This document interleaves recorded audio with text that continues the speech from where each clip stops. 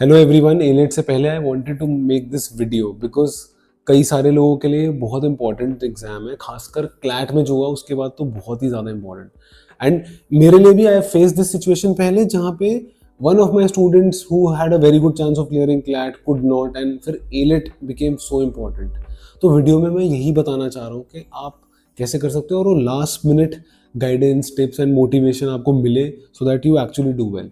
देखो, पूरे साल I have been telling people कि क्लैट एलेट की प्रिपरेशन में ज़्यादा डिफरेंस नहीं है, पर क्योंकि obviously people had more focus towards CLAT, तो वो क्लैट पे फोकस ज़्यादा कर रहे थे, एलेट पे इतना फोकस नहीं कर रहे थे।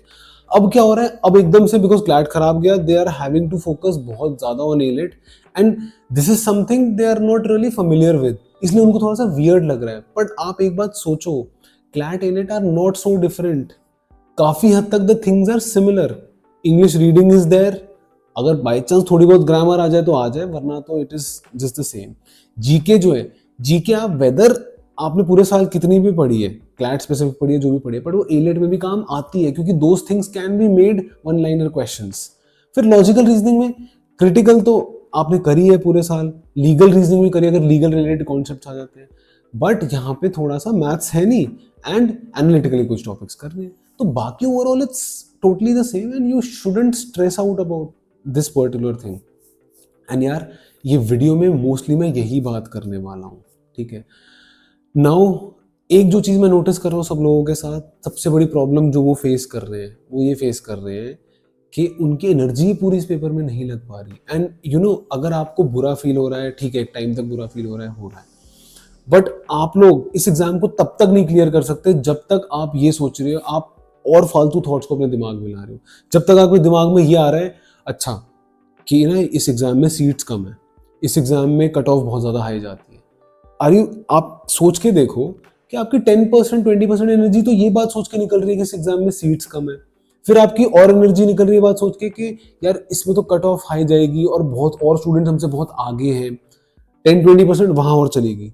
फिर 10-20% वहां भी जा रही है प्रॉब्लम कि हमारा क्लैट का खराब एग्जाम खराब हो गया, या हमारा इस एग्जाम में क्लियर होगा या नहीं होगा।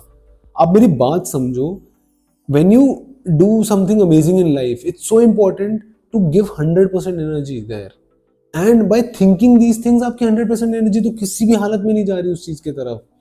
जब कनव प्रणव ने ये एग्जाम क्लियर किया था, they were able to get their 100% energy there, एक जगह पे वो अपनी 100% एनर्जी इन्वेस्ट कर पा रहे थे।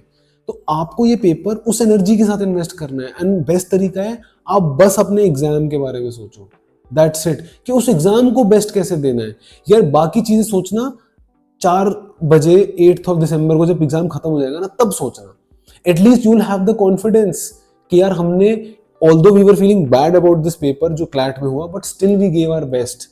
एंड यू नो, मैंने ये बात किसी कमेंट सेक्शन में लिखी थी, यार knowledge never goes to waste. आपने जो हार्डवर्क किया है, जो नॉलेज पाई है ना, इन सम वे और the other you are going to get returns for that. आज आप मतलब मेरी इस बात को सुन लो, आपको शायद समझना है, पर एक दिन 100% आपको उसका रिटर्न मिलेगा, ऐसा हो ही नहीं सकता। एनीथिंग वी डू उसका हमें रिटर्न में कुछ ना कुछ मिलता है, अच्छा हो या बुरा हो, 100% मिलता है। तो मैं सिंपल सी बात समझ सकता हूँ कि टेंशन प्रॉब्लम इसलिए भी हो रही है कि आपने 1 साल 2 साल मेहनत करी कॉलेज के बारे में सोच के कि हम इस कॉलेज में चले जाएंगे तो हमारी लाइफ सेट है। यू नो, हम और लोगों को देखते हैं, we get inspired by it. मैं भी आपकी तरह I used to get inspired by कि मैं अगर किसी नेशनल लॉ यूनिवर्सिटी में पढ़ूंगा, मेरे अपने कजन्स हुआ स्टडिंग इन इट, मैं समटाइम्स यू नो इंटरनेट पे उनकी इमेजेस ढूंढने की कोशिश करता जिस कॉलेज में वो पढ़ रहे हैं, कि अच्छा उस कॉलेज की बिल्डिंग कैसी लग रही है, what would it feel like to study there. I was lucky enough to be there, but I was also very close to not getting it, you know. And मेरे को याद है, मेरा जब क्लैट का रिजल्ट आया था, मैंने actually got a decent rank in CLAT, मैंने अपने पेरेंट्स को एक ही बात बोली थी कि I am also feeling bad for people who worked hard and were not able to get it. मेरा एक बहुत अच्छा दोस्त है, he couldn't clear it, but आज वो ही इज अ जज and he cleared judiciary.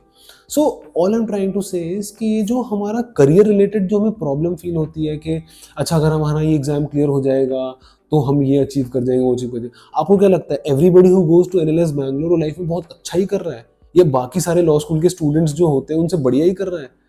It's actually the opposite. इतने सारे लोग who are in NLS Bangalore वो ठीक है लोग के बराबर कर रहे हैं, but there are so many people who are in lower NLUs they are doing so much better than people who are like from NLS Bangalore, या फिर people who are not even in any NLU या फिर किसी national university में नहीं है, वो भी बढ़िया कर रहे हैं।